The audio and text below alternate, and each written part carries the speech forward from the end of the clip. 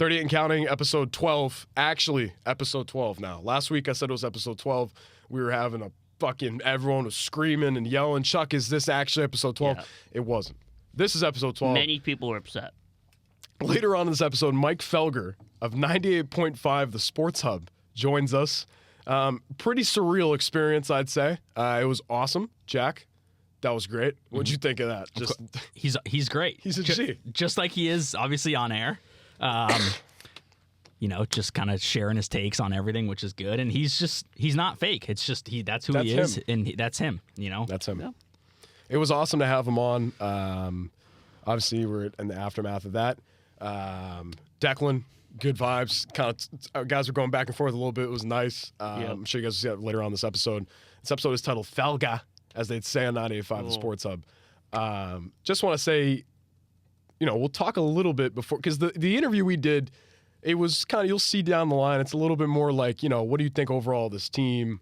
Where's Drake at? Do you think Drake's the one pushing, because he's extremely positive on the Patriots, which could change on a dime next week because, it's his job to be the self-proclaimed, the guy on 98.5. But he seemed to be really positive. I want to talk about this Browns-Patriots game before we move on to the Celtics. Picked up their first win. Jack, another win. It felt incredible. It seems like every Monday for a whole month we've just won. It feels really weird. Do you think this will continue? Actually, prior to that, what did you like out of the game? Then we'll move on. Do you think this will continue? So, obviously, first drive of the game, Browns kind of just carved up our defense. So it was annoying to see kind of Dylan Gabriel do that to our secondary. But, we kind of settled in, and obviously that D-line did what they needed to do. I was wrong. Judkins didn't do anything. Zero.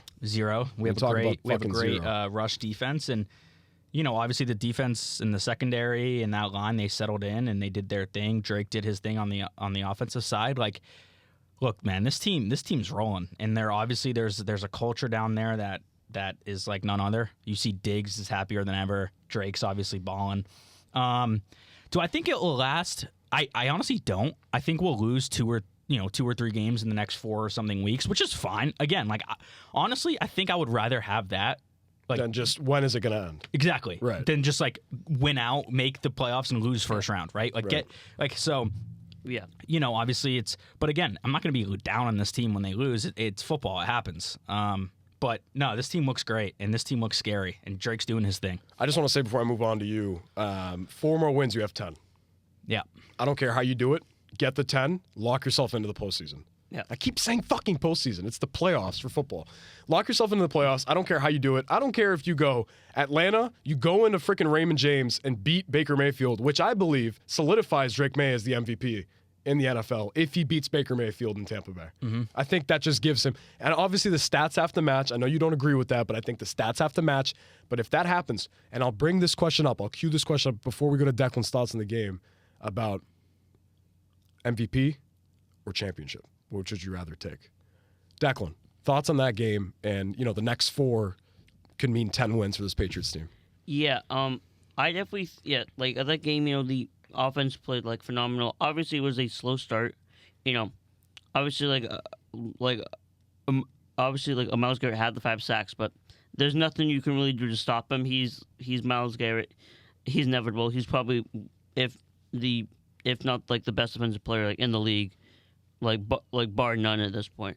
I would like the Patriots to trade for him. Probably won't happen, but it would be a blockbuster. That's 4 first-round picks. Yeah. Throw Kyle Williams in there. I'd say 2 first rounds, 1 second. Yeah, one of those. It's not going to happen. No. I'm just saying, it would be cool. It would be awesome. I mean, he locked himself in that contract. He locked himself in that piece of shit franchise. Yeah, which is just kind of his own fault. But back to the game, I think the offense is just playing phenomenal. The wide receiving core, the tight ends, they're just playing good on every level in in the short game, medium, in the short, medium, long pass. It's just been elite everywhere. It seems like Drake May just can't miss at this point. It seems like Kayshon Boutte's been playing phenomenal, which I wasn't high on this guy at all, and he's definitely exceeded expectations. Obviously, Diggs playing amazing. Hunter Henry's just been so good as well, and I think this O-line isn't the greatest, but they played way better than they have compared to last year. And I think the defense did a great job. Secondary, rushing, linebackers, everything. Especially like Robert Spillane on that pick just did a great job. I would say we're waiting for that pick from Drake Maye. He threw it, and he developed his frontal lobe in his answer because he said to the reporter. The reporter said, "Did you see him?" Or like where? Because the guy just jumped up and picked the ball. He was right in front of him, and Drake, quite frankly, just said, "I did not see him." I mean, that talk about just like owning up, like whatever. Yeah. I didn't see him. It's not like, well, he was around the ball. Like what would have Mac Jones said to that answer? Like it would have been awful. I think Drake has really found his groove. I think that one pick finally makes him look a little bit more mortal. That's what Jones and Keefe were talking about on EI. Like, not to talk about the other station here, but, we kind of have to after having Felger on here. They talked about, that he looks mortal. He looks like he's going to make mistakes. Jack, pocket presence. I was always big on Kayshon Boutte, even after the gambling and kind of cleaning that up. I was big on that guy. That was the guy I wanted over Kendrick Bourne. You don't look at me like I didn't say that. I did say that. Kayshon Boutte in his first year was not good at all, or his second year. He was good last year. He was Drake's best target. I mean, in his first year. Sure, but I'm saying this year, in the beginning of this podcast, beginning of the season, you brought up Kendrick Bourne. I was like, hell no. No Kendrick Bourne. You got Kayshon Boutte. He's a better deep threat. Guy's in freaking San Francisco. I'm saying I've been big on this guy. He had the gambling issues, didn't get on the field. He looks great. That's a receiver one. Diggs is not receiver one. It's either they go flip-flop in and out. One game Diggs is, one game he is. Fucking Mac Hollins had 7 receptions for 90 yards yesterday, or Sunday. And Kyle Williams still can't get reps. He's not going to get burned. So, Jack, I want to ask you about the pocket presence, and also, is this offense just all Maye? To answer your first question, I think it is. I mean, he does have a good pocket presence, right? Incredible. So he obviously can sense what side the blitz is coming from, when the blitz is, where the guys behind him are, which obviously is a lot like Brady. Brady was the best at having pocket presence ever. Is the offense all Maye? Like, look, I don't know. I think it is because I think our receivers are just playing well. They're not like nasty. They're just like playing well, but I think that's because Maye's putting it right in their hands. Obviously, the deep ball's in there. He's the best in stride deep passer in the league. Right. I mean, you look at like Mike Collins didn't do this with Josh Allen. Fuck no. Right? I mean, he was awful. Diggs obviously kind of struggled with Stroud a little bit. Stroud is just, oh my God. So I think it is Maye. I think Maye's putting the balls in these guys' strides, and they're just kind of doing their thing in the open field. They're cooking. They're cooking. And I want to say, the amount of flack that this receiver group had, I don't think we were on that side. If we go back to it, I don't think we were on, as a group, even collectively. I know Jack calls it out as it is. Shout out Mike Felger. But, like, the group, we were not, like, super low on them. We thought they had the pieces. You were bigger on Demario Douglas. He's found a role recently into this offense. I mean, my biggest thing when I look at Maye isn't the Kayshon Boutte bomb that happens every week now. Yeah. It's when he rolls out and there's some type of concept that's just not working, every receiver knows exactly where to be. Yeah. Even Drake's not pointing. They will wrap back around. Demario Douglas was up on a seam. He stemmed out to his left, stemmed back to his right, sat in that soft coverage where nobody was. Drake off platform hits him downfield for a 35-yard They drew up some reception. Great plays. Incredible plays. They, especially that one the play where it was Boutte and Diggs on the left side on the 1 yard line, and then Boutte kind of puts himself to bump the other corner. And Diggs goes right in. It's just a perfect little pick play. Sorry, not to cut you off, but those goal line plays where they're sending this shows you that defenses are aware of Drake Maye, and they know how much of a killer he is. And he doesn't have any swag. Vrabel's like, that's why we love him. He has no swag. The guy's swag is his play. Mm-hmm. And I'm not the lunch pail guy. It's like, this guy comes in and he's a lunch pail fucking player, comes in, first in, last out. That's not what I'm talking about. I'm saying when you're on the goal line and you run Diggs in motion to the left and two corners shift and shade to the left side, and then Hunter Henry's on that opposite side, and you just hit him on the play action boot slide, a fucking Madden play.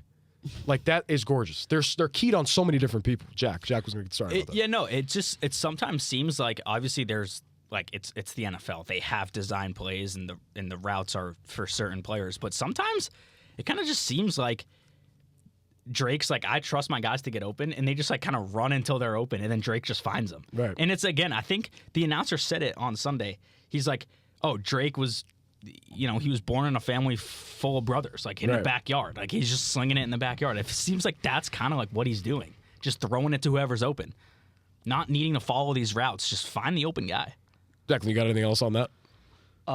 Sorry, wasn't paying attention. No, it's okay. I'm just fuck you. No, I'm not saying that. I'm saying you got anything else on May? Or? No, yeah. I mean, like it just shows like how scared like they are so scared of him rolling out to the left and just walking in the end zone. Like they're just like so scared of that situation happening that they kind of like overcover and they're like, oh wait, now like you said, defense are scared that you put Diggs in motion. Hunter Henry's just like rolls out to the right on the boot slide, and it just looks amazing. I think they're going to beat that Falcons team. That Falcons team look terrible. Let's get to that. And before we get to that, our score predictions, your boy was the only one on this program, and I love being right. You guys know how much I love being right. But then when I'm wrong, I know I'm wrong. But I said this Patriots team was going to win 35-14. They win 32-13. I was very happy about that. You didn't get it right, though. Fuck you. Okay? Let me just be a little happy that I was the only person here that thought they'd score more than 30 points. Anyways. Okay, I said 28, but it's just as... It's too yeah, I'm like, we're both, quite frankly, close. Jack, what did Jack say? 24-something? 24-17? I think I said 27-17. We don't even do notes anymore. We just come in here and goon. Okay. Talk this Falcons game. Settle down. This Falcons game. Before we get to that Falcons game, right here, right now, you get to listen to our little segment with Mike Felger. 20 minutes with Felger on episode 12 here on the 38 and Counting Show. Let's go listen to that. Want to ask you, Mike, biggest thing that, just watching yesterday's show and just, in general, this is the most positive I've ever seen you on this Patriots team since the last Super Bowl. What is that about? Just what brings you to that point? I know you said 9-8 just, a couple months back, but where are you at now with this team? Well, I mean, what you're really seeing there, Chuck, is I just tell it like it is. So, I think maybe I get a little bit of a bum rap. But I really don't think my commentary strays too much from what's really going on. Now, I may choose to talk about certain things over others, but they're good. They look good. They've had an easy schedule, and their quarterback's good. And as you mentioned, saying from the middle of the depth of the preseason and the offseason, if your quarterback's good, you typically don't suck. You shouldn't suck. If your quarterback's good, you have to be a really embarrassing outfit to not be at least average.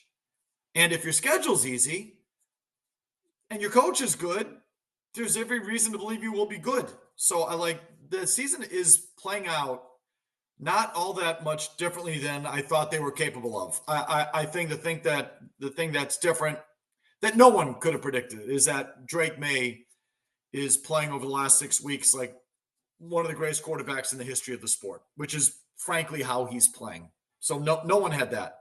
I didn't have that. No one had that. I just thought he'd be good, good.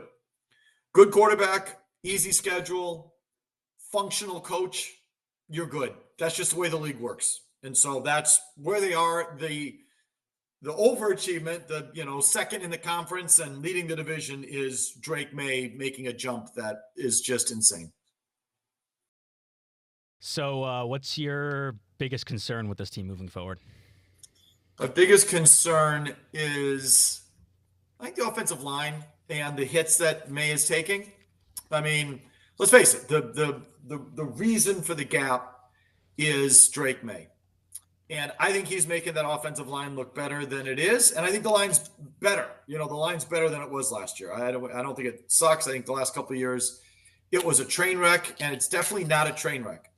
But I just saw some numbers. I think he's taking the third most sacks allowed or fourth most sacks allowed. The pressure rates are still up there. I think he's bailing them out of a lot of these things. And so given the fact of how much he's running, so they're 29th in sacks per attempt, 28 sacks on Drake Maye so far. That's a lot. You take one shot the wrong way and he's done. Or So I would say my biggest concern is the amount of running that he's doing, the hits that he's taking, the fact that he still doesn't know how to get down, and the offensive line is good and improved, but still not great. So that's my biggest concern. Mike, I want to ask you conceptually, Josh McDaniels, the fact that he's been brought back into this system. You were talking about the offensive line. You say it's better than last year. Maye is making them look better, but schematically, do you think anything in the run game that really, it got a little going this past game, but do you think that's going to be a problem if they can't get the ball on the ground? I'm not worried about that. I'm less worried about the running game than I am on the hits that Drake Maye is taking. So I just think you can get away with a lesser running game in today's NFL. I think it's important to have a play-action passing game, but oddly, and this has been proven, and I don't have the stats in front of me to show it, but they've run the numbers.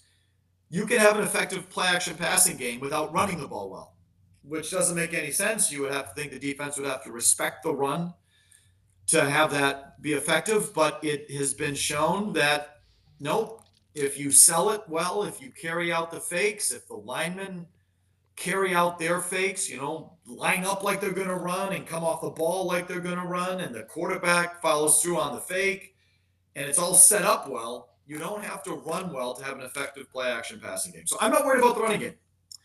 I'm not. And look, I think Ramondre Stevenson is completely average. I think he's maybe above average, but he's not special. I don't think Ramondre Stevenson is special. I don't think Trayvon Henderson has proven to be anything special so far. And that's not my issue. My issue with the offensive line is protecting Drake Maye. Yeah, I know you talked about, you were saying, all this great stuff that, Drake Maye has done this season. Obviously, I know, I'm going to ask you, some part of it. Is it just, his easy, schedule, and also, what do you think his potential could be going forward? I don't know if you believe the take that he's a top of a quarterback in the league right now, but just wondering, where could he go, moving forward, and what's just your overall look on him from his career so far? The ceiling is the best quarterback in the league. I mean, that's his ceiling. He's playing like it right now. So the last month, he's been the best quarterback in the league. So he doesn't have anything that would hold him back from that. He's got elite arm talent. He moves as well as anyone. He's got good size. We all like his makeup. I guess that's a little still to be shown. How does he come through in big games and big spots? I mean, he did in Buffalo last month. So it's, you can't sit there and say he's never done it. He's done it. But playoff games, getting his bell run, big game, big spot, good defense, good coach on the other side, 4 minutes, ball in his hands. That thing. We still have to see that. But his ceiling, Declan, is best quarterback in the league. I mean, that's it. Mike, I want to say, do you think this team, or I'd say more of the front office, I don't know if Elliott Wolf is running anything in there, but do you think they're willing to add to this team? Is there any pieces that you think this front office could add to bolster this team prior to this deadline? Sure. They're due. They're due to spend some real money. I know they spent some this offseason, and they did 5 years ago or 4 years ago, whatever that was. But they've been sitting on a lot of cash. And so they're due. They're due to make a splash and spend some money and really add. And I think they will. Whether it's this trade deadline or in the offseason, I expect them to keep doing it. I do. I think the rubber meets the road when they have to pay Drake Maye, which they're going to have to. That's after next year, after his third season, you can renegotiate it. And so I think at that time, they'll make him the highest paid quarterback in the history of the game. And that's going to leave a mark somewhere else. Get out of my face with the salary cap. It's not a salary cap issue. It's a profit margin issue and cash flow issue and all of that. So when they pay Drake Maye and they have to pay Drake Maye, then you'll start to see, well, we can't afford this and we paid the quarterback. And as I've started to say, get ready for a year of that talk about, well, if he takes this, then we can't do that. And it's all bullshit. You can pay a quarterback at the top of the market and still have a team, but none of these owners want to own up to it. So that whole thing's coming, but I think in the now, they're going to spend some money and improve the team. I do. I want to ask, because I think it's something to touch upon, especially now, seeing him kind of in Carolina. How do you think this organization is kind of working differently, obviously around, Vrabel and the year with Mayo, but the difference between Vrabel's culture and the Belichick culture? Obviously, it seems like the players are flying around the field. They're happier. It seems like Vrabel's almost like a friend to them. So, like, how does that impact the locker room in a different way than Bill did? Yeah, to be determined, Jack. They're winning. So I think, and they're winning because of Drake Maye. So, Drake Maye drops back, runs around, drops a 40-yard bomb out of his ass right into the bucket. They score a touchdown, they win the game. It's like everything's working, and the culture, and look at it. And, I don't know how much of it is just the wind at their sails from them winning. And they're winning because Drake May's just shooting bullets out of his ass, or how much credit to give Vrabel. Certainly he knows what he's doing. Certainly players, he's got a vibe to him that I definitely think rubs off on players and is infectious. And he had it in Tennessee. He had it as a player when I covered him a million years ago. So he definitely has a thing and a knack. Yeah, but I don't. Let's not go too far and say that's what's responsible for what's going on here, or it started with that. It started with Drake Maye dropping bombs out of the sky and then winning games, and now everything is sort of coming in behind that. When was your question like ownership? What's it like in the building with Vrabel versus Bill Belichick? Yeah, exactly. So I don't know. It has to be better. It couldn't be worse than fucking Belichick. Fair. He's just a complete asshole. So it's obviously better, but Vrabel has some of the same qualities that Bill has. Like, I think he's territorial and sensitive, and has all those sort of weird, like, sort of insecure, defensive, possessive coaching qualities. We saw it early in the year when they were losing. He could just subtly throw Josh McDaniels under the bus, or subtly steer credit away from Josh McDaniels into the coaches that he himself brought in. And, so that I think, let's see that all play out. If and when they ultimately have a losing streak, I think you'll see some of those things come out. So I don't want to say, like, I don't think Vrabel is night and day from Belichick, by the way, is what I'm saying. In some respects he is, because you can talk to him like a normal human being, and on some level he's a human being, and players gravitate to him as a person. That's different than Belichick. But he's got a whole little side of him, too, that I think is very much like Belichick and a lot of coaches: paranoid, defensive, territorial. And it's, if you read between the lines and a lot of stuff, it's already come out. So, Jack, I think that, look, I think he gets along with John Kraft right now, and I think that's a huge thing. And so that's a big difference, I think.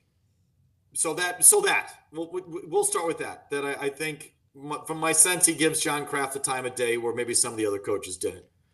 Hey, before we switch gears to talk about whatever the hell is going on with the Celtics, anything on UNC with Bill? How long do you think that disaster is going to last?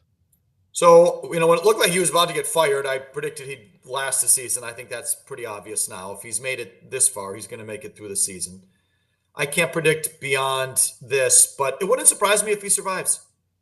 It wouldn't. Just because, look, I think he'd leave for a better offer, but he's not getting a better offer at this point. He likes the $10 million that he's making. And my guess would be that if UNC came to him to say, let's move on and buy you out and let's negotiate a buyout, he'd say, fuck you. Pay me every dime that you owe me. Pay all my staff every dime that you owe them. And we're not giving you any break on the money. You have to pay us every dime to let us go. And UNC still might do it. But I think they'd have to fire him outright and pay him every dime. And my guess would make him do it. All right. Well, you put it in a pretty solid way there. Fuck him. That's kind of the whole, thing there. But I assume we can swear on this. Oh, 100% you can. Yeah. So. Mike, listen, I'm not going to tell you no, right? Listen, let's move on to the Celtics team. Declan, one of our co-hosts here, was kind of big on whatever the depth they had and talking a little bit more positively than me and Jack were this entire offseason. What do you think of this team? And, is this a coaching issue? Is this you lose 5 All-Stars and you lose obviously Jason Tatum. What's your thoughts on this squad? They just got their first win over the Pelicans. What's your I don't know. What do you see from this team? Yeah, I think there is a bunch of people in the process of getting exposed. Let's see how it plays out. If they turn it around and start doing what Declan and I expected, which was them to still win at a decent level in a bad conference, just because they show up every night. That's what I expected. Then this all goes away. So it's like it could just be a slow start. So I'm not. This isn't a conclusion. However, if they continue doing what we've seen so far, a lot of guys are exposed, starting with the coach. His systems and his methods. Fuck out of here with that. He loses his best player, and all of a sudden they start losing. Like, okay. And then, start with Jaylen Brown. He fancies himself a number one lead dog on an NBA team, leading scorer, his team, all of that. If they can't at least be 500 with him in the leading role, then he's not the leading man he thinks he is. Then go to Peyton Pritchard, who fancies himself some sort of off-brand Steph Curry. Nope, you're just a 6th or 7th guy, 3-point shooter, and shove it with the rest of that fucking attitude that kid has. So he gets exposed. It all gets exposed. Derek White, who I love, we all love. Dude, now that it's up to you, I think Missoula has partly ruined him because he just stands out on the line now and thinks he's Ray Allen, which he's not. He's got such a great all-around game, but they've turned him into this 3-point shooter, which is what he's not. But he gets exposed. The whole thing gets exposed. And, let's not leave the fucking fans out, too, who shove every role player down our throats. Well, look at this guy and look at that guy. And, oh, my God, Peyton Pritchard and Derek White and Jaylen Brown's an all-NBA guy. They just shove these guys down our throat. And Missoula ball. These are the same people, after they lose Tatum, they lose games. These same people then turn around and say, oh, well, what do you want? They lost their best player. What do you mean, what do I want? I want all the people you've been telling me about to come through and win games against mediocre Eastern Conference teams. So the fans get exposed too. Everyone gets exposed if they continue, at 1-3. If they continue at that clip, the whole thing gets exposed. Before we move to Declan, I just want to say, Mike, I never have agreed with you to that extent, and that, you just put it perfectly right there. Thank you. That was gorgeous. Declan, anything? Yeah, I admit I've fallen into that role a little bit, unfortunately. Oh yeah, I blame you, Declan. It'd be one thing if all of you just said, if you just kept it real, which was. Missoula's a fine coach, but what does it really matter in that game? And they, in that sport, if you got the best players, you probably win. So coaching isn't that. Instead, I get Missoula ball, and he's got, his methods. And, instead I get Peyton Pritchard to be an all-star on another team, be a starter on another team. And, I get these things just shoved down my throat. If you all just kept it real and said that's a nice little role player, and he's a good 3-point shooter off the bench. And Missoula has some good qualities, but at the end of the day, coaching doesn't really matter in that sport. He's not that important of a factor, and they probably play too far away from the basket, but, it's good enough for this team. If you just kept it real, fine. It's just the attitude that you cop that, you deserve it. Declan, you deserve this. Yeah, okay. I don't think I'm to, the fullest extent where I'm like, oh, this team can do, no wrong, but, I think I was a little too high on them. I agree on that. I think I was a little too high, kind of gassing up these role players who are, fine at best. Because I know, watching Peyton Pritchard try to get the ball and try to, in that first game, somehow try to win the game with 3 defenders on him. I don't understand that. That's a whole nother story. But just with this team going forward, if they do get exposed. Do you think it's in their best interest to tank, or what do you think is in the best interest of the team going forward if they're going to be stuck in this role of they can win every third game over a Pelicans team that's beat up? Yeah, I'm an anti-tanking guy, so I just think it'd just be a bad look for you. It just doesn't work. So, tanking doesn't work. I don't think it works. I don't. Look. The ping pong balls bounce your way and you get Victor Wembanyama, good luck. But you don't just have to suck. You have to suck the right year, and then you got to get even if you got the number one lottery odds, it's still just 25%, right? So it's you just start stacking those odds And in the meantime, Missoula is exposed as a complete fraud. Jaylen Brown has had a bad year. All your role players are proven to be just that. And you've lost a season. And as much as I like to rag on the Celtics, I do think they are a cut above other NBA franchises. And doing that you should be above that. The Celtics should be above tanking. Declan, in October, if you asked me that, if we're in March and they're fifth from the bottom, yeah, fuck it. Shut everybody down, lose. Like, at that point, okay. 4 games in, you're talking about tanking. You should be better than that. And all these, the whole franchise should be better than that. So I'm anti-tanking on that. Does Tatum, if he's healthy enough to come back, does he look at their record and make a decision, or does he play because he wants to play? So he plays because he wants to play. And this I'll give him and Brown credit for. That they're really, I think, hardworking junkies and give a crap and want to post and want to play. And that's, I think, in the NBA, in pro sports, but in the NBA, you're ahead of the game on that. So you can't shut Tatum down if he wants to play and he's cleared to play. And you can't shut Brown down if he wants to play. Those guys want to play. Don't turn them into fucking losers. We want to draft picks, so we're going to lose. Don't play. That's for the trash. That's for trash NBA franchises. And you're not that. And Tatum's not that. And when he's ready to go, he's going to play. And he should play. And I think he'll be ready to go at the end of February. As we run close to here on time, having you here, I want to ask you to get out of sports a little bit. What's Jack like on the course? Is this guy as good as he says he is? I mean, I'm trying to really get a real response out of you here, Mike. So there's a legit game in there somewhere. You could tell. Like, if the kid were dialed in, yeah, legit stick, legit swing. I just don't know if he's dialed in. He's kind of all over the fucking place.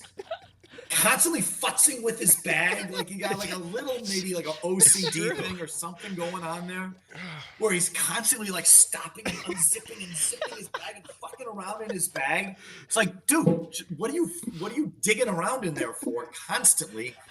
And then he'll hit a good shot, and you think he's just won the Ryder Cup. It's like, he way overreacts to a good shot. It's like, dude, I'm a 9 handicap fucking 56-year-old slapper. Yeah, nice shot. You just beat Felger. Like, what? Congratulations. And he's fucking stomping around like he's just won the Masters or something. So I think it's not the actual physical gifts are there. It's just the whole package is just, I think, gets in the way of him being the golfer he can be. I think it's safe to say that we both agree. The best thing I do on the golf course is I don't know, Jim. It's gonna be Jim. I think it's a summer. Here comes the challenge flag, Jim. I don't know. Hey, Mike, we appreciate you coming on here, especially as a small little station, Curry College, Milton, Mass. We thank you for your time and appreciate you coming on. My pleasure, guys. Anytime. Thanks, Felger. Appreciate it. We'll be in touch. Okay, Jack. Take it easy. All right. Take care. See you. All right. Well, that was incredible having Mike Felger on. Great guy. We talked about in the beginning. That golf part of that, Jack, I mean, he ripped you in fucking half. Oh, he did. I mean, I love it. He just ripped you in half. It was incredible. Falcons, Patriots. This Falcons team, Mike got up. I'm not going to get up. They fucking stink outside.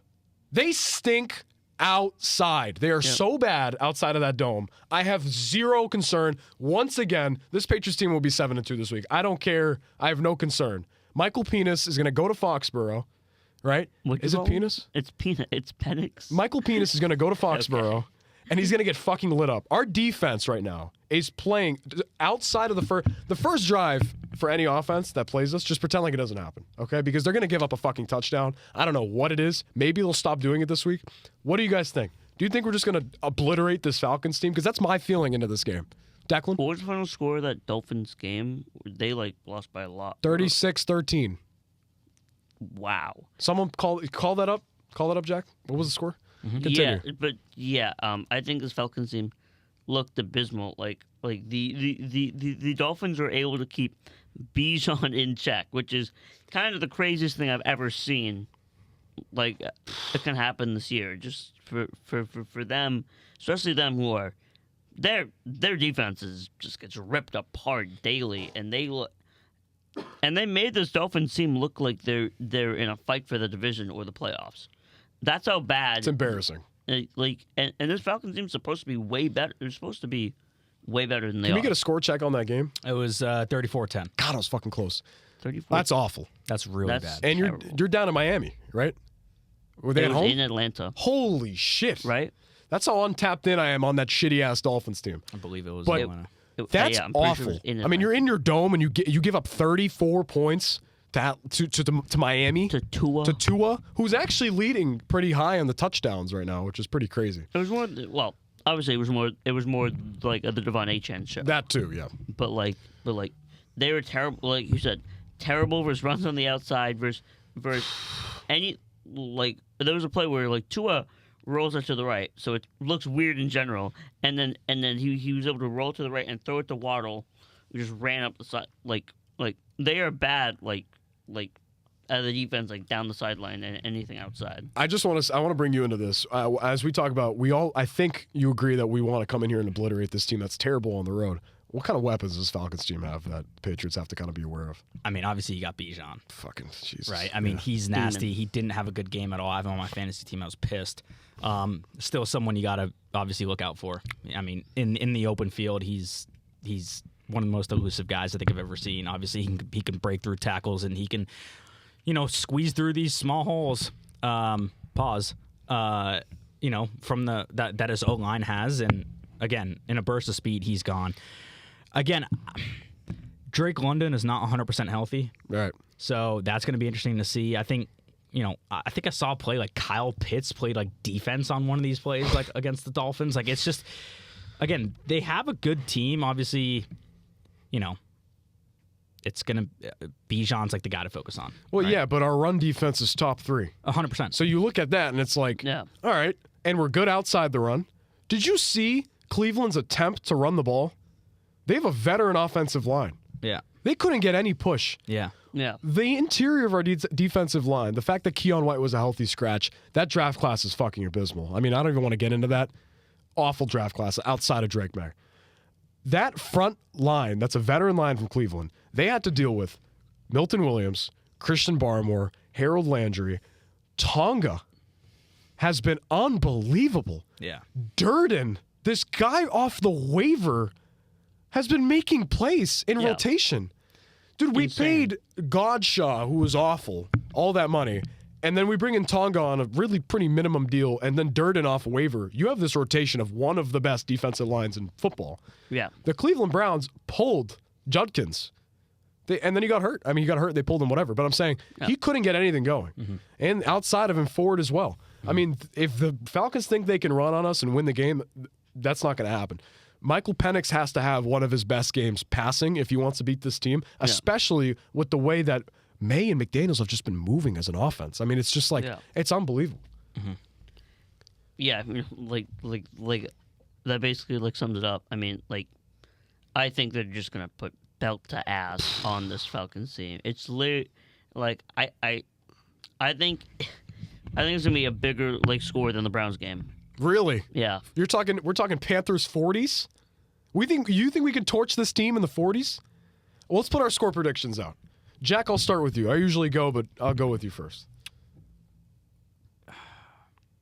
I'll go 38-17. Wow, we're up there. Declan. I'll go. Oh, what was the score of the Dolphins game? It was 34-10. Yeah. 34-10, yeah.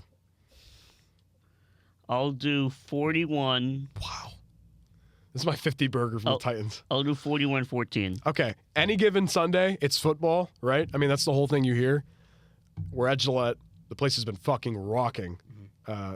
Finally getting another win under your belt at home. I'll go 38. I'll be in the 38 range. I'll go 38-21 garbage time touchdown. So throughout the game, just have a full, at halftime. I want them to start fast in the first half.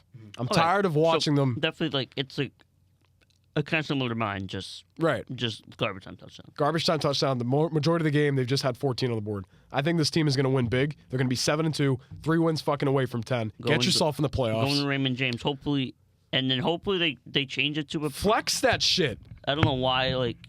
And if it's not Brady, flex it into primetime on Sunday. I don't know what it is for that week. I want Collinsworth if it's not Brady. So yours again. I Drake May, I mean.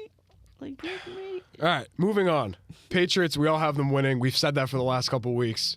The Bills game was the only one that Declan said the Patriots would win, and we were eating shit. We were like, they're not really there yet. I don't know. That defense in Buffalo, we're winning both the games. I hope you know that. I knew we were going to win that game, too. That second game is going to be closer, for sure. I mean, that first game was close, too. But they're still going to win the second game. That Bills defense has no answer, as I said on the Monty Quinn call. This defense has no answer. Listen, Celtics, they finally win against the Pelicans. Jaylen Brown in the loss to Detroit had 41 points.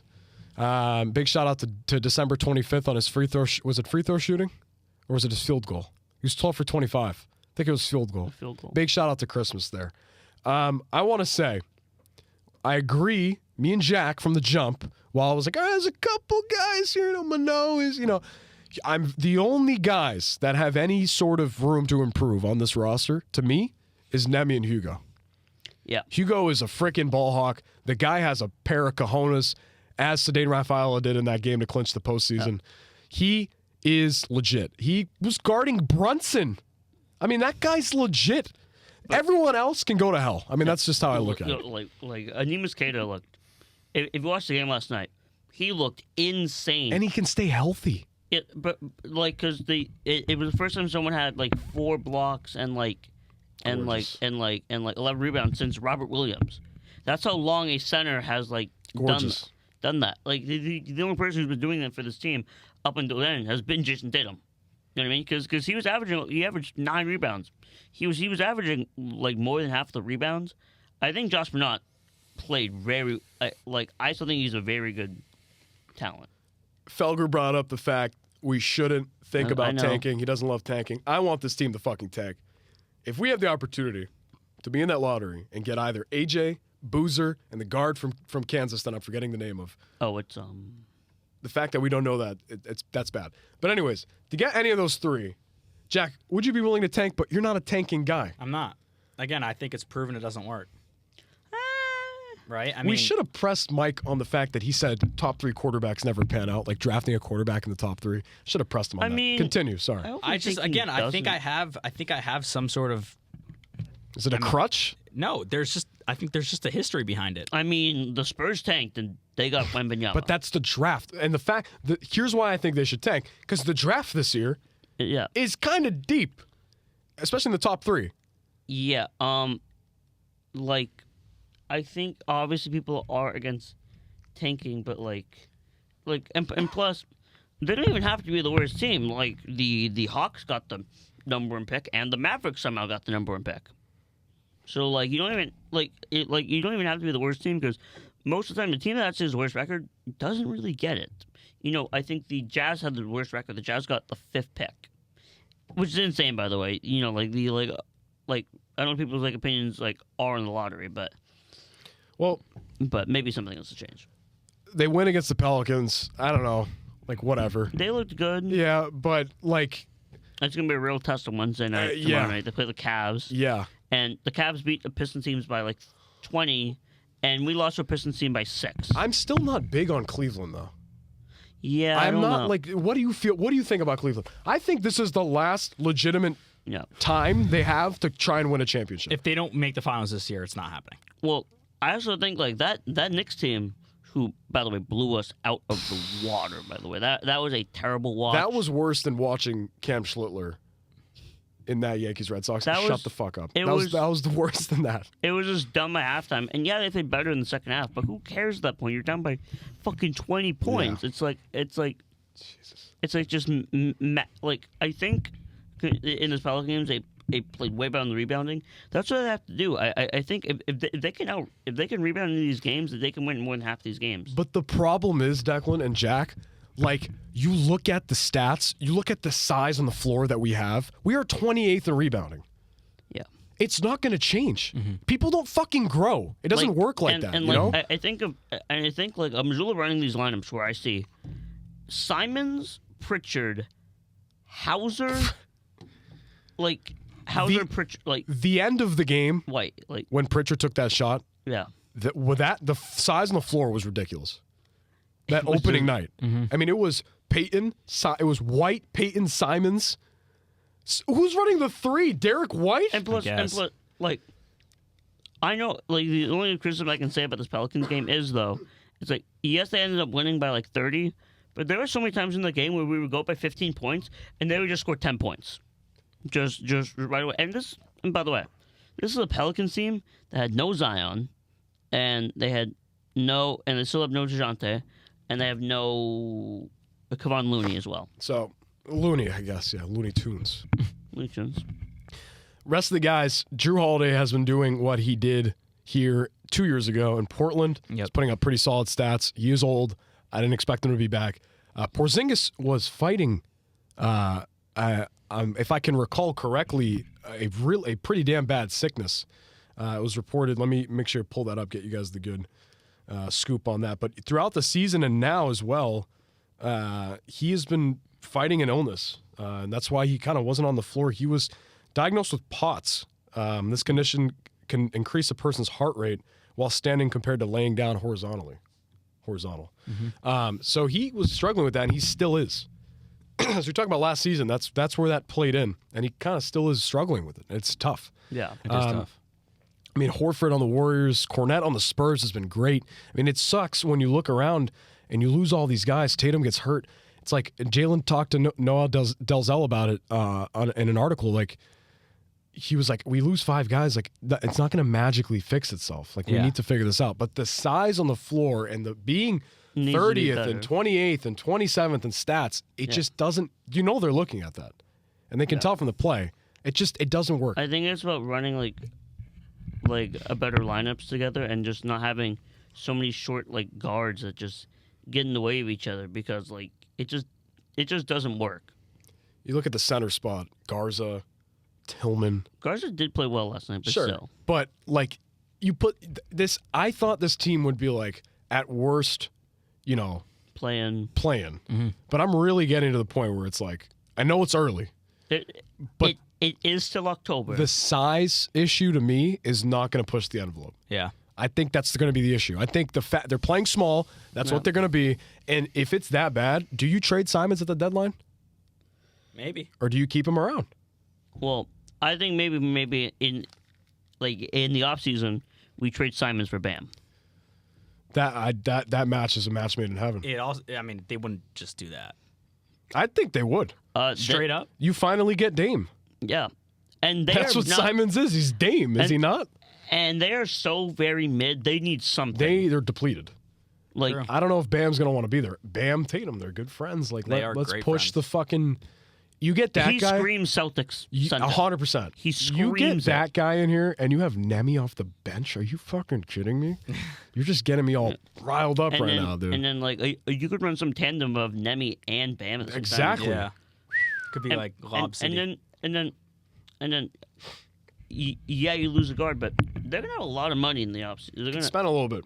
Well, okay, like they're not gonna have a lot, but I think like say maybe some guy off the bench. Maybe you give like Andrew Nemhard some money. Maybe he wants to.